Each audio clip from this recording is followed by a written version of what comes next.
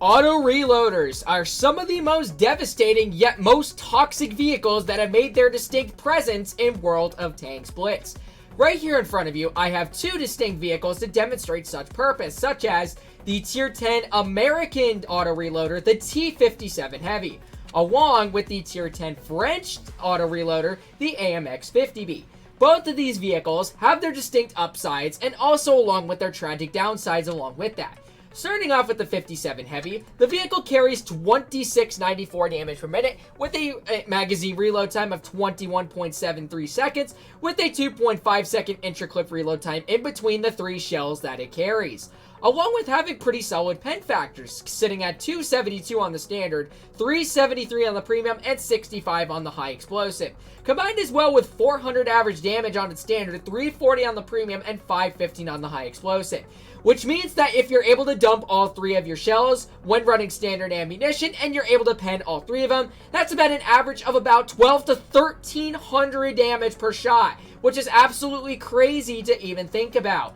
Not only that, if you want to get those shells dumped out in a significant amount of time, you have shell reload boosts specifically associated with that purpose. Not to mention, if you want your shells fired faster, then you also have improved gunpowder associated with that purpose. Not to mention, this vehicle has pretty solid armor along with that, which means that you can get the occasional troll bounce here and there, along with carrying 8 degrees of gun depression, which means that this vehicle can be quite flexible when poking over ridge lines in such purpose. And then we make our way over towards the AMX-50B. Surprisingly enough, this vehicle carries about 3000 damage per minute because it carries 4 shells in its magazine, which means that it will deal about the same damage as the 57 Heavy does at about 12 to 1300. However, with those 4 shells, it has a little bit less of average damage, but it does also have slightly worse pen along with that, having 278 on the standard, 357 on the premium, and 75 on the high explosive. Along with the average damage being of 380 on the standard, 320 on the premium, and 500 on the high explosive. Not to mention that this vehicle, as it is penciled in as a medium on both console and PC World of Tank Blitz, was kind of implemented the same exact way, however, that it is a heavy with 0 armor, which means that any forms of vehicles can cut through this thing without a hassle. But something to kind of make up for that is that this vehicle does have hit points that surpass the limit of most heavies in most regards, sitting at 2392. Not to mention, you also have reactive armor with this vehicle, which will deduct the amount of damage that enemies fire in on your vehicle. So now that you've gotten a glimpse of what these vehicles are capable of doing, let's go ahead and demonstrate what the sheer power of not just one, but 2 auto-reloaders in Platoon is capable of dealing with in such purpose, and claiming a purpose as to why double autoloaders in Platoon is now the new meta nowadays for this game. I am currently in Platoon with one of my good buddies, aka one of my clanmates, Igris Fartman, both in the T57 Heavy. And in terms of their enemies, they have a 183, they have a Yag, a double Rhino in tune, T57 Heavy, AMX-50 120, and a T30 along with that. Now, our first idea that we think of is going and attacking the hill and spotting off some of the TDs that are off in the back of the map so that we can peck them off without a hassle and try to see if we can deduct as many hit points out of their vehicle as quickly as possible. So we're making our way up towards the hill, and we already got the enemy 183 already spotted. I get hit by the Rhino, but we get 1 and 2 shells. Igris kind of gets in my way, but we also get the 3rd shell along with that. And apart from that, that full health 183 was deducted to a point to where he is now a one-shot for all of my allies. So now Igris gets a tap into the Rhino, and he gets a second tap into the Rhino as well. So now they also have another T30 and another Rhino along with that off in the back. So now we are going to be showcasing again what the sheer power of this vehicle is capable of doing. So our full clip is reloading. We're just waiting for Igris to fully reload his clip. So then we go over to the Rhino. We get one nice tap into him. Igris reloads. He gets another nice tap into the Rhino. And then we turn our attention over towards the enemy T30. Igris gets a nice tap, and I get 2 nice taps finishing him off. That is a fairly healthy T30, which was deducted an extra 1600 hit points out of his vehicle. Quite insane to even think about.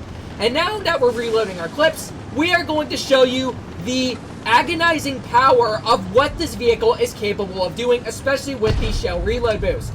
Now that we have our shells reloaded, Igris and I are going to tap into the AMX 5120. 2 taps. And what more can I ask for, bro? That is a full health tier 9 with 2100 hit points. How is that fair, Wargaming? Oh my gosh. That is absolutely insane to even witness. And it just goes to prove a point as to why so many people are claiming that auto-reloaders are the meta nowadays. So now we got a Yak Panzeroni, who we get a nice tap. Igris gets a nice tap into him as well. We get 2 nice taps into him. Igris fires again on the Yak, and he's out of the game. Just like that. Crazy. So now all that's left are the enemy rhinos. And now we are reloading our full clips once again. And you are about to see these fairly healthy rhinos get deducted the majority of their hit points without a hassle here momentarily. So now Igris reloads his full clip. He gets 1 nice tap into this rhino right there. And then he gets a second one along with that. And now I get to go and focus in on the more healthy rhino. He gets his 3rd tap out into him. And just like that, these 2 rhinos, from what used to be healthy, are now deducted to a point to where they are now out of the game, which is absolutely crazy. This was just basically a farm fest in terms of me and Igris' behalf. Combined, we both did 10 to 11,000 damage just by breaking past 5,000 damage apart from the both of us, which is absolutely insane. So 52.99 in this battle. Igris was able to do 5,500. And what more can I ask for, bro? This was basically just Farm Fest at its finest in 2 deadly auto-reloading vehicles. So now making our way over towards the second game in the AMX 50B, where Igris is also running the same exact vehicle as I am.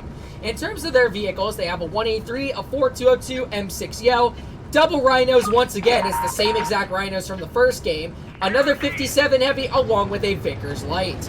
So, I remind Igris that we're going on over towards the right side, as this is pretty much what you're supposed to be doing in a vehicle like this, is that you basically play it like a medium. It's not really meant to be focused in on heavies, as it can be having a bit of a hard time while trying to deal with heavies, especially when they're using their bits of gun depression. Because this thing can be hit no matter what vehicle is facing off against it. So we are moseying in on our way. We are decided to want to do average NA behavior in an auto reloader and YOLO in on the medium side. And look, there's a full health 4202. We get 2 nice taps into him. There's another tap for me, and Igris fires in again, and the Sheridan finishes him off. And that 4202 did not really know what to expect. And that just goes to show that auto reloaders are just absolutely crazy of a lineup, especially 2 of them in that regards. We get another nice tap into the enemy 183 for 400, and then I decide to reload my clip. Igris decides that the 183 is the only one that's spotted right off in the back, but doesn't realize that the M6 Yo is spotted off trying to take care of the flank. To which he decides to want to take care of this N183 to the best of his ability, and he decides it does work, as that 183 does end up baiting a shell, whipping him in the process, and getting away with it. Now we got the M6 Yo. We get 1 nice tap into his vehicle. His upper plate is fully on exposed still. We get 2 nice taps. We get 3 nice taps, and there is 4 taps. That is an instant 13 to 1400 damage out of his vehicle. How fair is that, bro? That's crazy to even think about in terms of this vehicle's behalf. So now Igris wants to go and focus in on the M6 Yo, to which he gets the finishing clear off into him. And now some of the other enemies that are pushing on over towards our single Sheridan off to the side are really just going to have a taste of their own medicine here in a couple seconds. We got the 57 heavy, there's a nice tap. Igris unfortunately misses his next shot, but that gives us enough time to reload our full clips, to which Igris is going to be doing apart from his behalf. Well, I am going to be leaving all 3 of my shells in my clip to deal with these enemy rhinos along with the 57 heavy if necessary. So the rhino finishes off our E100. That is highly unfortunate, but we go in and we notice that our 57 heavy is taken on out, or the enemy 57 heavy, and then we get a nice HE for 591 into the rear of the rhino. And now Igris is going to go on in and get some nice HEs, or at least try to, but he does end up messing up that HE, to which we are able to do 922 combined as he makes up apart from this, his first shell. And we get another nice tap into the rhino. He does destroy our ammo rack, but that's totally alright. And that is the game right there. Just like that. And really, what I'm trying to say apart from this video is that auto reloaders, especially when running a tune of them, is just absolutely toxic, bro. It's really crazy to even think about. In this one, 4677, Icarus was able to do 38, and we were able to do about 7 to 8,000 damage combined. The point being, apart from auto-reloaders, especially when running double windups of them, is that these are the vehicles that are the most feared. You might say that the 183 is, but in reality, auto-reloaders can deal a significant chunk of damage. That is, if you manage to pen all the shells in your clip, and you're able to outtrade the majority of those highly calibrated bonkaroo type guns in such regards as you just saw within these two battles. Hopefully you guys did end up enjoying today's video on the other hand, and if you did, make sure to like, comment, and subscribe to my channel, and make sure to turn those bell notifications while you're at it so you do not miss out on any new videos. And I hope to see you guys in the next one. Peace out, y'all.